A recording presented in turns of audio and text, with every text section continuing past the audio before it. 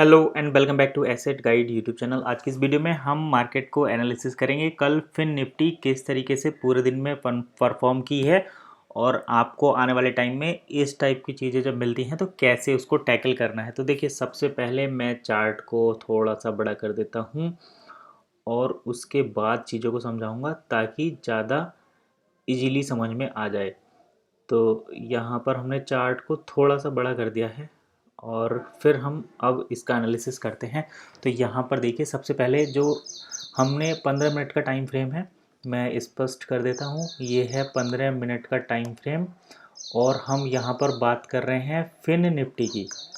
तो अगर आप नए हैं और इन सारी चीज़ों के बारे में नहीं जानते तो आपको देखना है। टाइम फ्रेम होता है 1 घंटा, 2 घंटा, 1 दिन, 1 महीना और 1 मिनट तक ये टाइम फ्रेम जाता है। तो हम यहाँ पर 15 मिनट के टाइम फ्रेम पर एनालिसिस कर रहे हैं इंट्राडे के लिए और यहाँ पर हम फिन निफ्टी का चार्ट देख रहे हैं।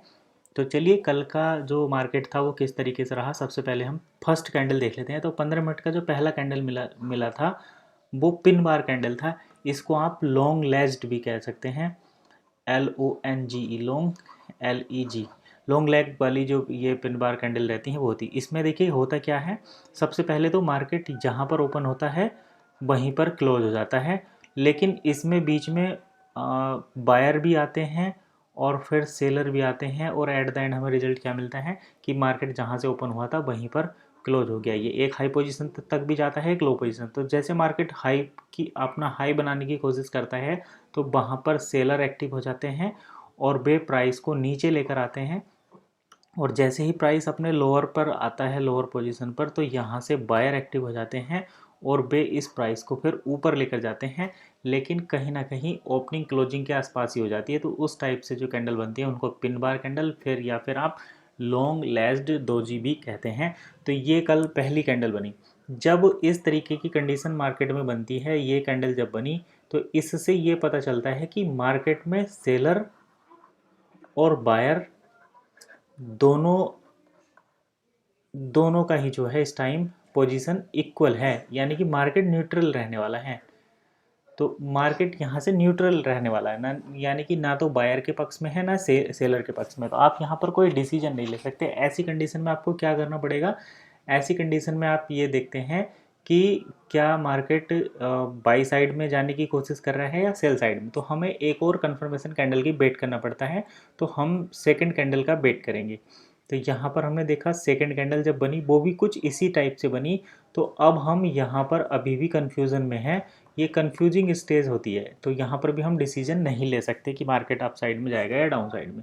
लेकिन उसके बाद जो नेक्स्ट कैंडल बनती है वो हमारा विज़न थोड़ा सा क्लियर करती है। ये रही, ये जो कैंडल बनी, इसमें यहाँ पर हमने देखा कि ये बियरिश कैंडल है और इस टाइप की कैंडल जब बनती है तो यहाँ पर हो जाते हैं सेलर हैवी। तो इसका मतलब आपको यहाँ पर सेल करना है। आप ऑप्शन बायर हैं तो आपको यहाँ पर पुट बाय करनी है और यदि आप फ्यूचर में ट्रेड करते हैं तो आपको यहाँ पर सेल करना है।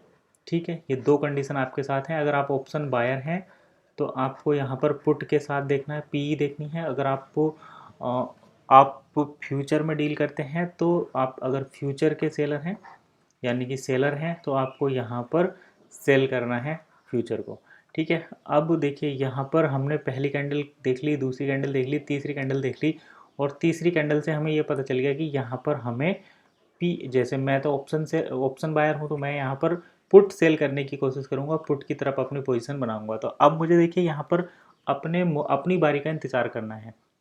जैसे ही इसके बाद ये अगली कैंडल बनी तो यहाँ पर फिर वही कैंडल पिन बार बनी, लेकिन जैसे ही मार्केट ऊपर गया तो यहाँ पर सेलर हावी हो गए और प्राइस को न्यूट्रल कर दिया। उसके बाद फिर बना, फिर न्यूट्रल कर दिया, फिर ये दो कैंडल बनी। यानी कि कुल मिलाकर बात यह है कि आप फॉल साइड में थोड़ी बहुत पोजीशन बना सकते हैं, लेकिन प्रीमियम उसका हाई रहेगा तो आप उसको इग्नोर ही करने की कोशिश करेंगे।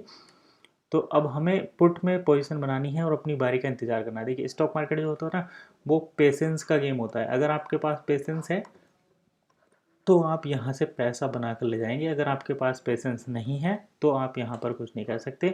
मैं इसको पेशेंस मार्केट या साइकोलॉजी का अभी फ़िलहाल के लिए तो मैं यहाँ पर इसको आपको पेशेंस मार्केट की डेफिनेशन से ही समझाऊंगा और इसको मैं एक और फॉर्मूला देता हूँ, यानी कि पेशेंस इजकल टू मनी। तो पेशेंस इक्वल्स टू मनी, जितना आप पेशेंस रखेंगे अपनी पोजीशन का इंतज़ार करेंगे उतना ही आप यहाँ पर मनी बना पाएंगे। तो चलिए इसको हम फिलहाल यहीं पर, इसको तो मैं आगे बताता हूँ। तो जैसे ही ये पोजीशन बनी, यहाँ पर हमारी ओपनिंग भी थी, मार्केट की ओपनिंग भी थी, और ये हम हाईएस्ट पर आ भी गए थे। हमें पता है कि बायर सेलर एक्टिव हैं, इससे ऊपर मार्केट जाता है तो सेलर हावी हो जाते हैं, नीचे आता है तो बायर हो जाते हैं। लेकिन यहाँ पर कुछ बायर की एंट्री हुई थी, लेकिन हम यहाँ पर बाय नहीं कर पाए थे क्योंकि कॉल साइड का सी साइड का प्रीमियम हाई था। अब हम यहाँ पर ये पोजीशन हमें बनेगी यहाँ पर सेल करने की, तो यहाँ पर आपको सेल करना है, ये आपका टारगेट रखना है। और जैसे ही देखिए ये पिन बार कैंडल बनी, लेकिन आपको यहाँ पर बिल्कुल भी इनका वो नहीं करना, क्योंकि सपोर्ट रेजिस्टेंस की भी यहाँ पर बात होती है। तो यहाँ पर अगर हम बात करें 19470, और ये बन रहा था पोजीशन लगभग ये 19,520, 19,520 के आसपास। तो 19,520 से 19,470 के बीच मार्केट ने मूवमेंट दिया और हमने यहाँ पर सेल किया। इसके बाद आप यहाँ पर अच्छी खासी पोजीशन बना सकते हैं। लेकिन जब भी मार्केट में पहली पिन बार कैंडल बनती है तो आपको ज़्यादा बड़ा सोच कर नहीं चलता, 10-20 पॉइंट के लिए आप यहाँ पर चल सकते हैं।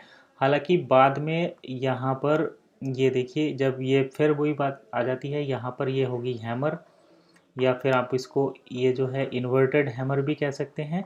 तो इन्वर्टेड हैमर में क्या होता है कि बायर तो एक्टिव होते हैं लेकिन उतनी फुल पावर में एक्टिव नहीं होते, तो आप यहाँ पर दोबारा से एक सीई साइड में भी पोजीशन बना सकते थे। तो इसी तरीके से आपको मार्केट को एनालाइज करना है, डेली का यही प्रोसेस रहता है। हम यहाँ पर फिर निफ्टी बैंक निफ्टी तीनों की वीडियो बनाते रहते हैं कि किस तरीके से मार्केट ने चला, आपको कैसे आइडेंटिफाई करना है। हम टाइम फ्रेम कुछ भी ले सकते हैं, 1 घंटे के टाइम फ्रेम पर भी देखते हैं, 15 मिनट के टाइम फ्रेम पर भी, 5 मिनट के टाइम फ्रेम पर भी। आपको क्या सूट करता है, किस हिसाब से आप चल सकते हैं, उसी के बेसिस पर आपको मार्केट को पकड़ना है।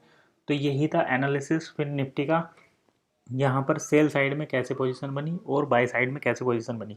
देखिए जब भी पिन बार कैंडल बनती हैं या लॉन्ग लेज वाली कैंडल बनती हैं, जैसे कि ये और ये, तो इनसे ये पता चलता है कि यहाँ पर नीचे से जो सेलर हैं वो इस सेलर जो है इसको अपोज कर रहे हैं, यानी कि सेलर यहाँ पर आने नहीं दे रहे। जैसे यहाँ पर कोई सेल करता है तो नीचे से बायर आ जाते हैं, तो बायर यहाँ पर हैवी होने की कोशिश कर रहे हैं, और जब बायर हैवी होते हैं तो मार्केट ऊपर जाता है, और जब सेलर हैवी होते हैं तो मार्केट नीचे आता है। बस यही फंडा है, यही समझना है। इसी से आप यहाँ पर मनी बना सकते हैं। आपको पेशेंस रखना है और you have to wait for your turn.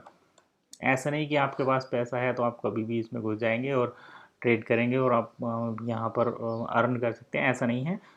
Wait for your turn, keep patience and make money. तो एक और पॉइंट मैं यहाँ पर करता हूँ, अगर आप स्टॉक मार्केट में नॉलेज लेकर आते हैं तो आप यहाँ पर पैसा लेकर जाते हैं, और अगर यहाँ पर आप पैसा लेकर आते हैं तो आप यहाँ पर नॉलेज लेकर जाते हैं। कुछ भी यहाँ पर बेकार नहीं जाता।